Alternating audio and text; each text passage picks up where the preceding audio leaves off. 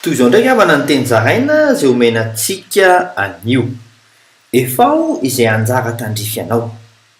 Mitaraina ianao fa tao tsy mamaly vavaka ilay Andriamanitra ao, tahaka ny voasoratra ao amin'ny Jeremia 4:7-5 amin'ny anaran'i Jesosy hoe: rehefa nantenan'ny Israely eo mpamonjy azy amin'ny andro fahoriana, nahoana ianao no toy ny vahiny amin'ny tany ary toy ny mpandeha izay manoron-day andro indray alina monja? Aoka ianao anoha ho mpanompo mahatoky.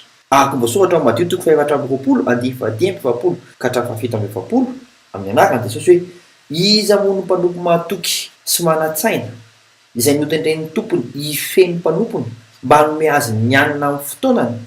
Sambatra izany mpanompo izany, raha avy ny tompony ka ahita azy manao izany. Lazaiko aminareo marina tokoa, ho tendreny ho mpanapaka ny fananany rehetra izy, tsy ho vonona hatrany amin'ny fiaviany. Araka ny voasoratra ao Matthieu 4:20 amin'ny anaran'i Jesosy hoe: koa amin'izany miambeny ianareo fa tsy fantatrareo izay andro hiavian'ny tomponareo. Aza mijery fahitana fa matokia any Kristy mpamonjy anao. Mandram-peona tompoko.